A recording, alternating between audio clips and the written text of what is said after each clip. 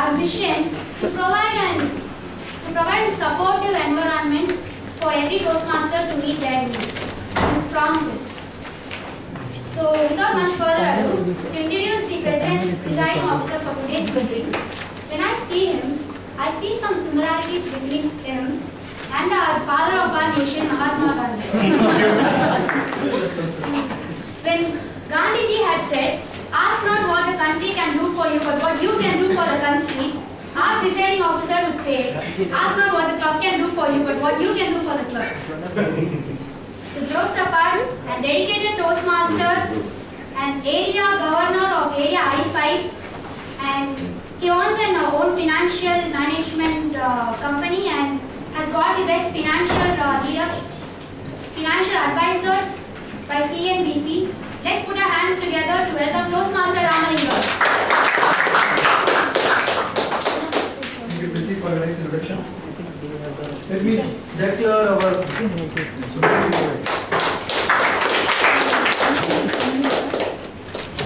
Toastmasters and guests. What is the difference between learning a subject and learning a skill? Difference between learning a subject and learning a skill. Skill is practice. Skill is practice. Perfect point. Good work. A subject is something you learn. Even if you didn't read that subject, if you didn't apply that subject for a couple of years, just by refreshing for a few hours, you will be able to recap it. You will be able to understand it easily. Whereas it is skills, if you have learned it, and if you have not practiced it for a couple of years, when you come back and redo it, it is not possible to recoup it within few hours. It takes again time for you to rebuild that particular skill. Communication and leadership are two powerful skills.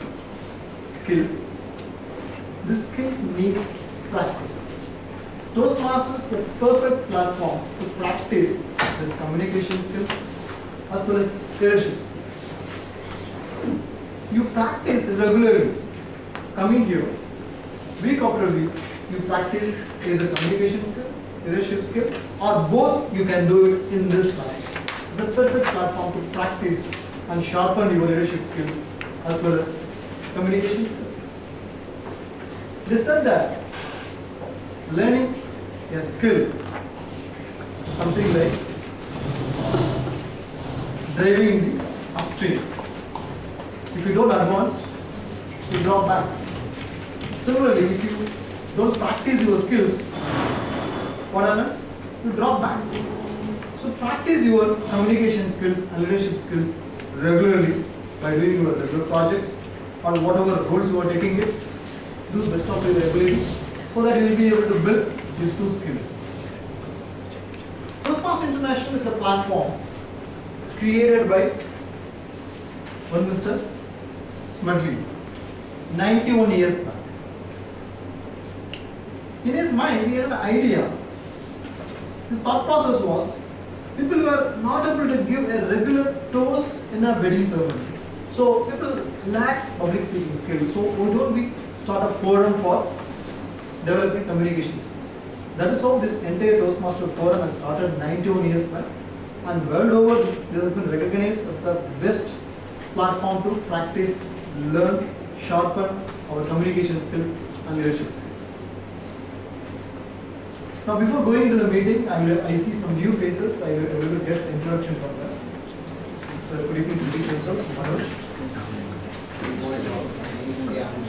I'm doing my MTech in SR University, and I also work in a tile manufacturing company as an assistant production manager. So I'm a member of CSF, Chennai Service Work. Oh, fantastic. We have already finished my 2 of my speeches. We are going through my big topics.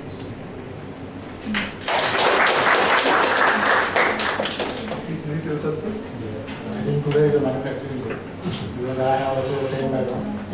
I'm a doctor in PhD in manufacturing from IIT Bombay. Recently, I am working in Central Global Research as a senior research assistant. And this is my first day.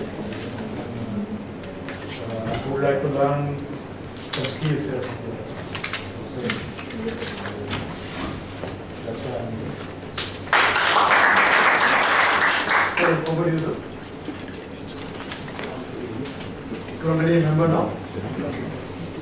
Sorry? Your good name, sir? Joe. The first time you're coming here? You will introduce yourself, sir? Good afternoon, people. My name is Hemant. I already been here last week at my Toastmasters Master Club. This is my second meeting as a guest. So I'm looking forward to some very insightful knowledge. So can you? Hi, good afternoon all. Myself Piyush. We are from the Nokia Toastmasters Club. Today actually, eventually we celebrated our 100th meeting in here same place. And just we winding up our meeting and just we thought of, okay, we see the board outside. It's a Medley meeting is going on. They got to join. Oh. Before just came forward here from the Nokia Toastmasters. Yourself, sir? Yes, it's same like that. Viju Balan. I'm also a Toastmaster with Nokia Toastmasters Club. Incidentally, somebody came and knocked the door asking if that's the Medley. Oh, okay. So we understood that there's a meeting happening here, and we thought we used as an opportunity to come be part as a guest.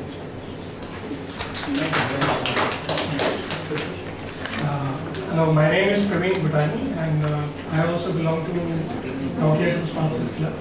And I met sir, and he said that why don't you be our guest? Okay. I accepted his request to my Could you please introduce yourself? Yeah, hi. I'm Kandaruban. I'm also from Nokia Toastmasters Club. Oh, okay. We had our 100th event here. We haven't attended any meeting outside. Okay. I know Medley is one of the best ones. Thank you, sir. Thank you very much. Actually, we meet every Saturday between 2:55 to 5 at Gandhinagar Club, Alaya. Yeah. At times we visit, we meet here or whenever there are some new issues, we meet. To conduct every meeting, to run the show, we have a person. We call him as Toastmaster. His job is to run the entire show. He will MC the entire meeting. The person who is going to do that MC work today is someone who is very energetic, very enthusiastic. If you see the Medley Facebook page or Medley Facebook group, in the recent times, having many visitors, many likes, a lot of happenings are happening there. It's all because of that particular gentleman. Ladies and gentlemen, put your hands together to welcome the VP of this club, Toastmaster Tushar. Thank you, Ramaningam sir, for a beautiful introduction. Good afternoon, fellow Toastmasters, and welcome guests. Good afternoon. Change is the only constant in this world. Sometimes we like the change, sometimes we don't like the change. Sometimes we affect the change, and sometimes we get sucked into the change as if we are in whirlpool. Today's meeting is dedicated to people who affected the change, who changed the society, lives of people, changed the country. So today's meeting is going to be dedicated to such people with expectation that at end of meeting, we ourselves get inspired by them. This reminds me of a story, a historical figure. Every one of us know the great Mauryan king Ashoka. He was a very violent man. He killed his brother to get throne. Some people say he killed his brothers to avenge his mother's death. Whatever be the case, he was a violent man. He waged a very deadly war on Kalinga. And once the war was over, he was full of remorse. He felt guilty and he decided to change. He decided to change from violence to non-violence. He adopted Buddhism and started following life of non-violence. Today, we associate him with Kalinga war, but we don't know him as a violent man. We know him as an apostle of peace. We know him as a peaceful person. And he changed this entire kingdom He changed this entire country first by changing himself, first by inculcating peace within himself. So that's what we are going to, so that's what this meeting is about. Now I would like to invite one person who is very energetic, who is new to this Toastmaster, probably 4 or 5 months, but the way he speaks, the way he conducts himself, that 4 or 5 months is not apparent in the way he conducts himself. He is very energetic, very dedicated, and everyone hopes that, everyone knows that this person is going to change Medley for better and take it a notch higher with his energy and dedication. I would like to invite the general evaluator of this meeting, Arvind Vivekanand.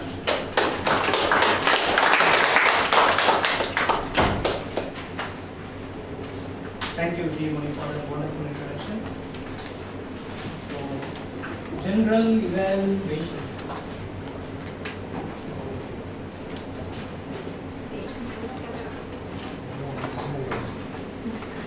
How many people just evaluated me? My stance, my moves, the way I walk, the way I use my fingers. Much more. Evaluation is a part of Toastmasters. It cannot be Toastmasters and evaluation can't be separated apart. So, evaluation is considered as the backbone of every Toastmasters meeting, and I am the general evaluator for today. As general evaluator, I'll be evaluating all the proceedings, meeting proceedings that's happening today. So, to help me with that, I have a set of evaluators and a team. Before that, long back, if someone has asked me, what change would you like to see? Long back when I was a guest in Toastmasters, I would have said, I like to change the agenda a bit. That time the general evaluator was Chandramoli, and I like to change it to general evaluator Arvind Vivekanand. That happened today. So if they ask me now, what change would you like to see in the future? I would say in the agenda, in the same agenda, I would like to see my name as the presiding officer. That's the change I would like to see. We can change the agenda. And today, usually we call the team as the tag team. But since I'm very obsessed with video games, I have this crush on GTA, Grand Theft Auto. So I would like to revert or change the name of the tag team to GTA team today. So to introduce the first member of the GTA team, the grammarian. The grammarian for today is a Toastmaster who believes that change is inevitable. Nothing is permanent in this world. Everything changes.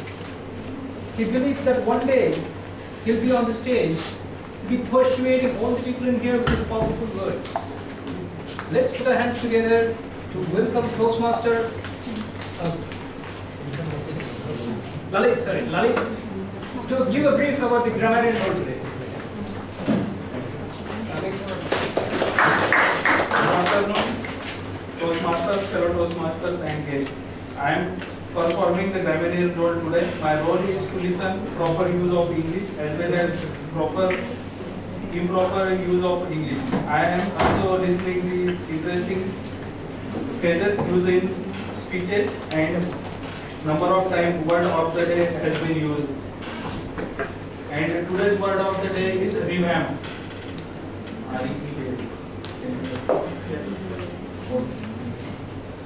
So I will present my report at the end of the meeting.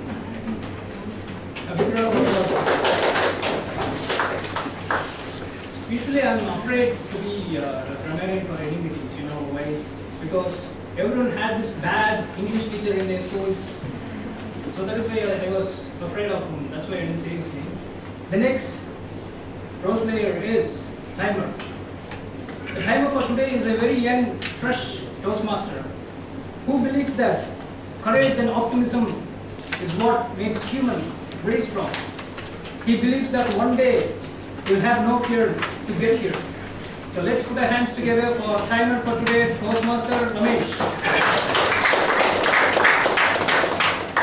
Good afternoon, Toastmasters and welcome guests. I'm going to play timer on today. Timeliness is a very important part of speaking, and today I'll be helping our speakers develop timeliness by planning the preferred speeches, table topics, responses, and the evaluations of the preferred speeches.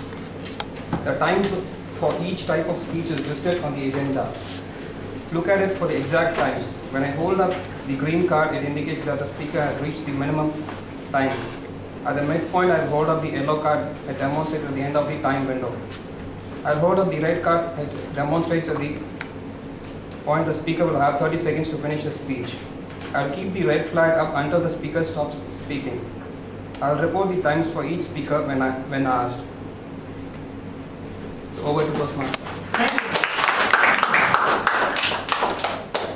The next role player, the awesome off-counter role, is played by a very young Toastmaster. Previously, there is a Toastmaster named Priyanka who holds this youngest Toastmaster of the club. Now she has taken that role. This, what she believes is, she believes that one day there will be a world where it is not overcrowded with people. It is not, every land has its equal space for its people living in. She is pursuing her journalism. So let's welcome Toastmaster Janani.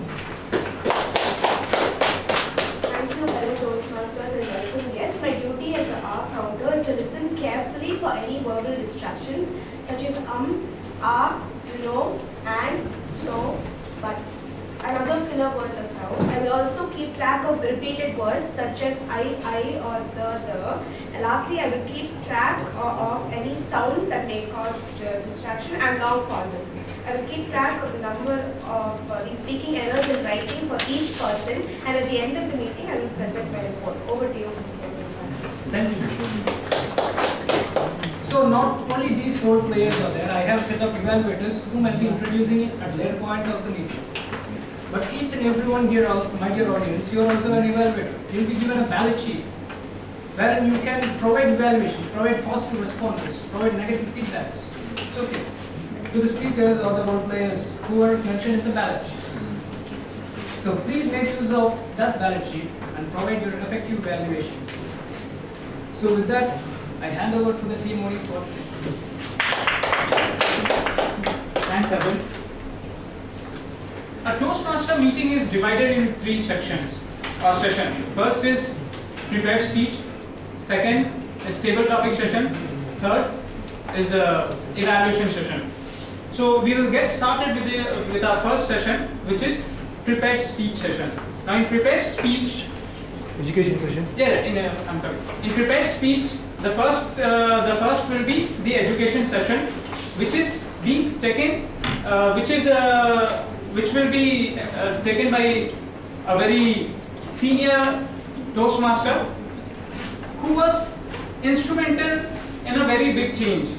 He changed Cognizant from being a captive of DNB to a $10 billion company.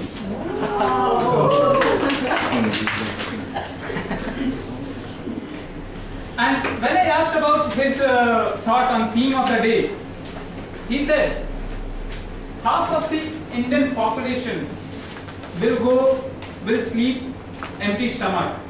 This is time for us to think about them, to do something about them so that nobody goes empty stomach. With this, I would like to invite Toastmaster Mohan for the education session, giving the effective feedback. Thanks, sir. That what he said was a very, very minute part of the whole puzzle. Change you would like to see. That's the theme of the day, right? Change you would like to see is something you hope to achieve by giving effective feedback. So it's a strange coincidence that the education session title is very apt for the theme of the day. Now, what is feedback?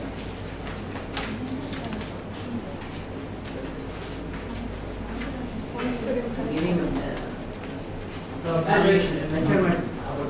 measurement, observation, suggestions, Points for improvement. positive, negative, Holding the mirror up. sorry, Holding the mirror up. holding the mirror, Lens engine seeing the people. lens in the see.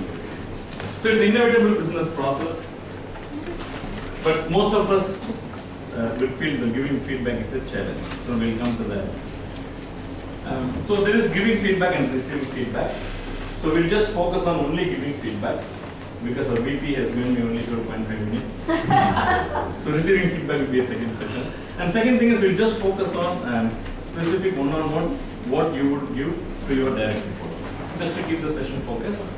Just in the broader context, 360-degree feedback is very popular, as you may know, right? And some of you may have taken, where your peers, the people reporting to you, people above you, or boss's boss, and sometimes clients give feedback. Typically about 12 to 15 people give you feedback on various parameters. The idea of this 360-degree feedback is to reduce the margin of errors and give you almost a certain or very close to certain where you do very well and where there are some rough edges.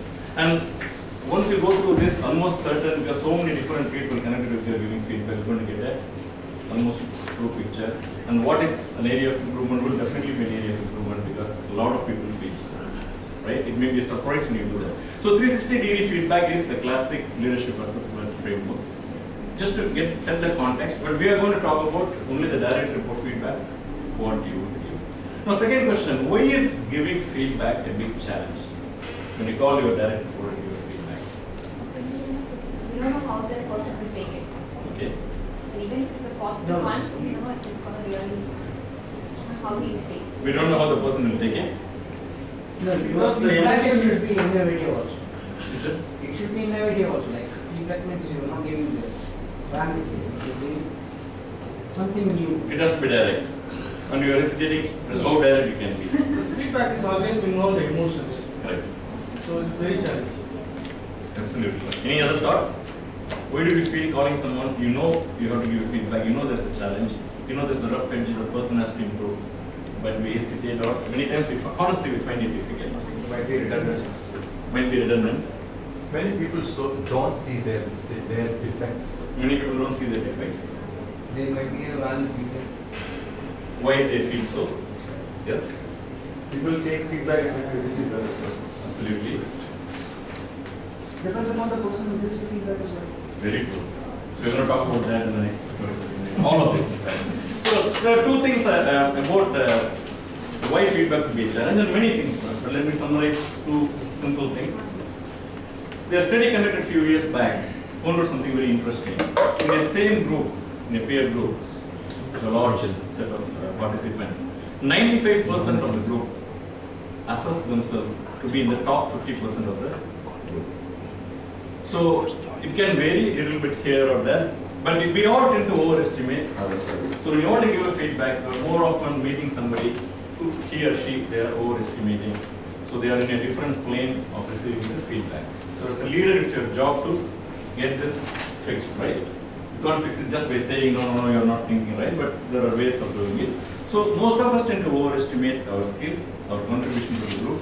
So when the feedback meets, when the feedback is laid on the table, that's the first point of challenge. Second bigger challenge is when you are successful, the entire system withdraws giving feedback to you. That is why many brilliant people who are rock stars in their career suddenly derail because they have some interpersonal skills, lack of interpersonal skills, team engagement skills. They used to treat the people like anything, but they will meet their numbers. They are the only person who can solve a client's problem. Sounds familiar to many of you? We all have seen that, right? And some of us might have rough edges, so many of us will have rough edges too. So what happens is the company cannot run with him. He does very well in sales, but what is a 50% issue suddenly looks like a 5%, 1% issue in the lens because the person is so important. The entire system shrinks and refuses to give the feedback. So suddenly what happens? The environment gets spoiled, and one day the company will realize the damage caused by the individual because of his lack of interpersonal skills, or the way he treats his team. Sometimes the clients is arrogant, whatever it is, right? You can talk about any number of issues. And suddenly one day the company wakes up and then probably sends the person home or doesn't promote him. And even he gets a root shock. So this is where a very successful person can actually harm the environment in a different way. When he is very, very important, nobody bothered to fix him when he was in the middle management, when the course correction were happening. you are successful, please be aware, all of us, the system withdraws, doesn't give you the real feedback which you need. So these are the challenges, right? Now, having said about this, how do we give effective feedback? Again, I'm going to bring the focus to one-on-one when you meet your direct report when the conversation is happening. So, three things. The whole feedback is a cycle. It can be broken up into three things. The first is environment, culture, and trust. The first is environment, culture, and trust. Second is preparing and delivering the feedback in the conversation. And the third is follow-up. So I believe these three completes the feedback cycle. It is not just calling you have not done well or you have done well. It is leader's job to take the person through the entire cycle of giving feedback, supporting, preparing, giving feedback, supporting, and then following up to make sure it works and it doesn't work. The first one, environment, culture, and trust. There are three aspects to it, right? So when you are new to a job or a group, or when you assemble a team who come from different environments, you have to recognize the fact the person could be from a very liberal people management practices kind of environment, right? Maybe casual dressing. The other person could be very formal, autocratic, hierarchical setup where nobody questions the boss, nobody talks to anybody, everybody swipes the account and works from 8 to 5. And you have to recognize that we're talking about at least two extremes. So environment matters. When we deal with people from different environment, you've got to be cognizant of the fact that you've got to assemble the team, build your own culture. It takes time before you implement an effective feedback system within your leadership ambit.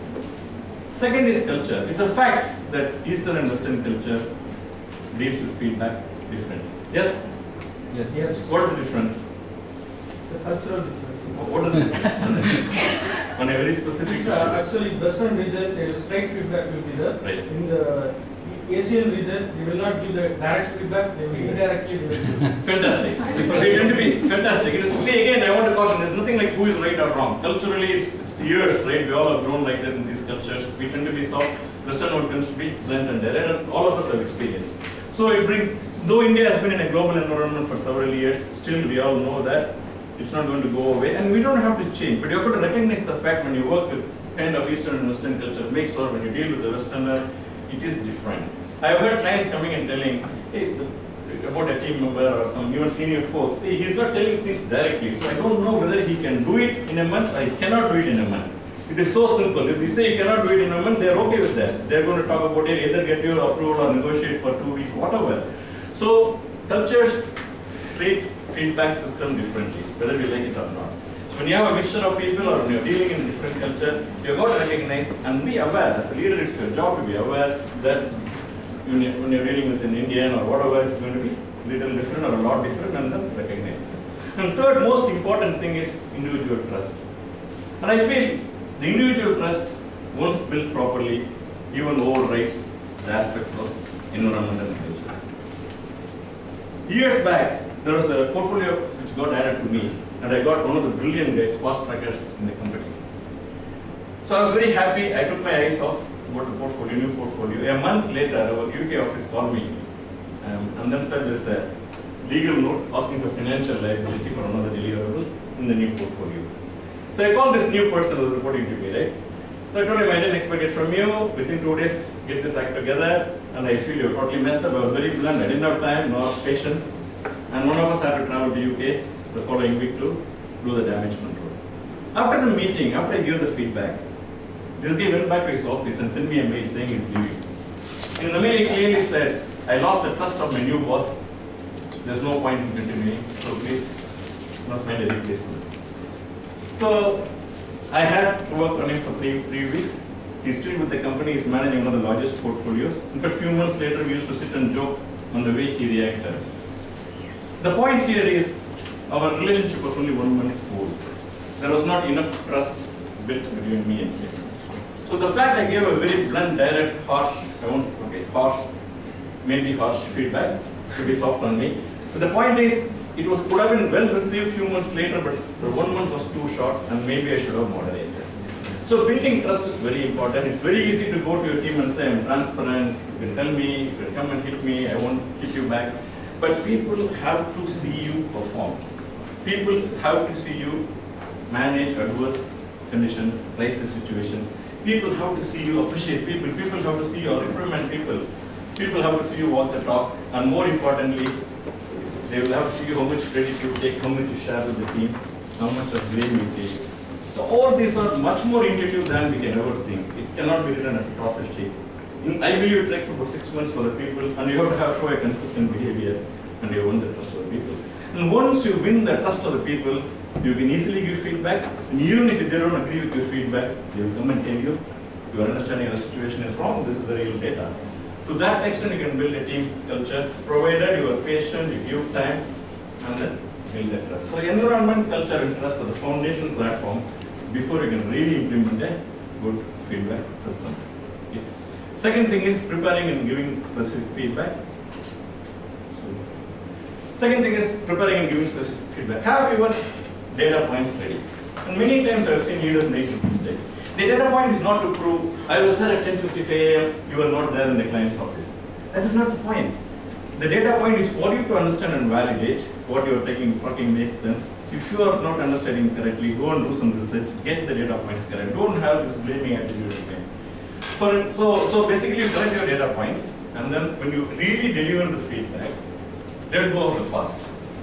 Many times when you work with people for months and years, you know the person was bad in interpersonal skills, but he or she has improved over the last 6 months. So give them the credit. At the minimum, we just compliment and start the meeting rather than going, you were terrible last year, you were terrible last year. Don't forget the past. As a leader, you've got to ignore the past. And it's very important right as a leader to move forward. Second thing is have the facts and then state them. And somebody mentioned how the other person will receive. Definitely you have to recognize the person's personality. I've seen people cry when you give feedback. I've had personally given feedback and seen the other person. Right? So basically, obviously, you've got to be sensitive, you've got to understand, you've got to soften, nothing wrong about it. You don't have to be really direct and blunt every time, but you have to state the fact and soften if the person is really too sensitive to receive the feedback. And third important thing in delivering feedback is how you have to involve yourself. I'll give you an example. For instance, you're giving feedback for somebody who didn't articulate a solution very well and you lost the proposal. You're obviously upset with him, your boss is upset with you. A lot of business is lost. But when you give the proposal, when you give the feedback, you may want to just say everything was going up to the point when you summarized and the client's questions, I believe, was not handled very well. So maybe that's an area you want to work on because we lost the proposal, it's a $5 million proposal. And nobody's happy about it and I had to sit in a review meeting. So now let's see how to improve. So when you give a feedback, you involve yourself and also start giving the solution and then do the follow-up as we will talk later. So when you say that, you explain the situation, bring the context, but please bring in yourself or somebody known which is a public information in the company. For instance, you can say, you won't know that 5 years back, I didn't get promoted because I didn't manage a client meeting very well, involving client C expos. So in the feedback came, I wanted to quit the company. I thought I was being treated unfairly. But in reality was, my boss told me everything else was fine, but you are not able to articulate and influence and persuade the client. From now on, as we will be dealing with higher levels of client, you've got to influence and persuade, you better buckle up and improve your presentation in this aspect of persuading, influencing and selling. So I worked for 6 months, guess what, I'm sitting here giving you feedback. So I see myself in you, and then I think this might derail your promotion and career in the future. Today it's not too late. So you can give examples like that. I can give a CEO example who was very bad in managing the media, who was specially trained 5 years back, which you will see incidents in the company, public information, your own thing you are free to share. So when you say a failure from your standpoint or somebody known standpoint and bring the person in a specific context, ideally if it is the same problem you also faced, then he will actually come, he or she will come and talk to you because he knows, hey, this guy has gone through and he is much senior to me and at his age he has managed the feedback very well. So involve yourself always, involve something so that the impact on the individual is lessened. So the probability of receiving is much higher. So third and the last is the follow-up. So as I said, it's a full cycle, right? You prepare, give the feedback, you prepare, you understand your environment, culture, you prepare, you build your own individual trust, which is the most important for a leader. You give the feedback and then follow-up. Follow-up is very important to show your commitment and also finally we all know certain things don't change. How many of you have seen people don't change over a year, 5 years? It's a fact, right? So the best decision would be to make a change in the structure, move the person to a different road, give a different road, or sometimes let them go. So a few years back, I had a very senior guy. He had about 20 years experience in it. particular technology we didn't have.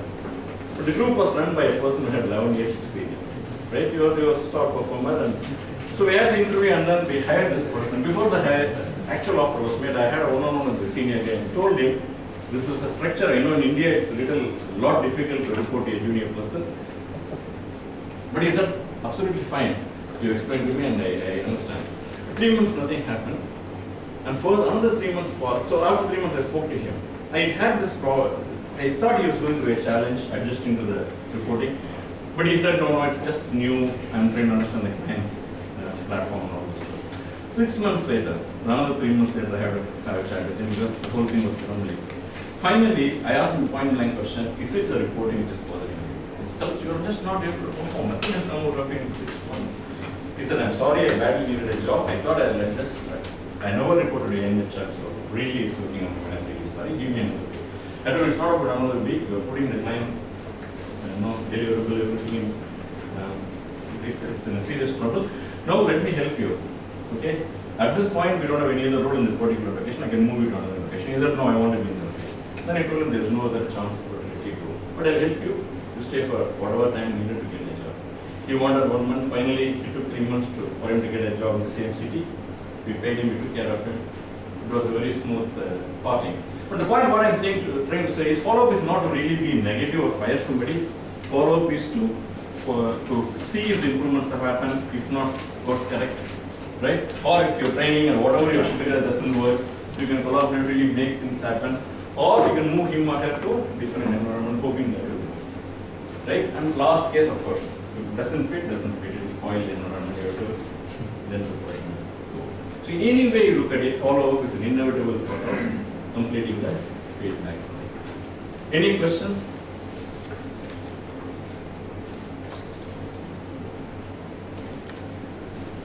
We can take a feedback, it's all about the giver, not about the receiver. Whether we take the feedback, it's all about the giver, not about the receiver. So if you have the trust in the giver, you will take the feedback. Yes. So that is very true. If all of a sudden somebody is giving a feedback, I don't establish the trust. Then it's all about the giver, not about the receiver. Very true. For a leader, that is the most important platform before even giving feedback. You're absolutely right. Let's take as an example, before the trust was built, I gave feedback, the person went to the level. Yeah, absolutely. That is the single most thing we all need to work. In your experience, how far has the follow-up or the feedback has been done in any cases? So how do you scale it from 1 to 10? How many times or how many organizations have you seen this scaling up become very consistent? Okay. Very good question. You want an honest answer? I don't want to give a number, but follow-up is rarely done. It's a fact. Okay? It needs the amount of management time, commitment. I don't take it as an excuse. I'm talking about the real analyzing and dealing with the challenges, but it is rarely done. It purely depends on the individual. Even an individual, see, already very frankly, the project is very critical, and you have a star performer. You want to retain him, but there are other challenges. You put him through some change process. You will definitely follow because the project is important. So from a management perspective, right? It's not a good or bad thing, practically, right? So your mind will be tuned to making sure this day works out. So yes, this is how it should work. I think it should work, but it's not equally implemented. And follow-up especially is often missed. No, as a line manager, when you are giving the feedback, it's important to take the feedback from the people. Absolutely. And so before you give them the feedback, or before on the starting, you can take the feedback, and after giving the feedback. No, when you call for it, no, see, that's what I'm saying. The trust, how people look at it is very important. Even see, unless they trust you, they won't give you feedback. They may feel they may be reprimanded, right? When I give you feedback, we don't trust you then. But when you call for a feedback to give feedback, keep the focus on the feedback.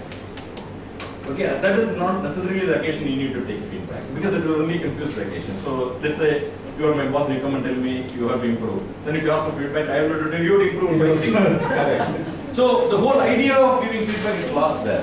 Okay, at that point you are the boss, it's not from an authority perspective, you feel genuinely you need to help the person at the same time. But receiving feedback you can do in multiple ways, like I said about 360, which is formally done. Even other ways you can have the best example to director. Best thing you can do to direct reports is giving them time. And typically they say once in 2 weeks, 30 minutes per director. For top, typically only 5 direct reports are recommended in a non-disclosure. Give them 30 minutes time every 2 weeks and make sure they set the agenda. That's the biggest gift you can give to them. And over time, they will start giving you the automatic free time.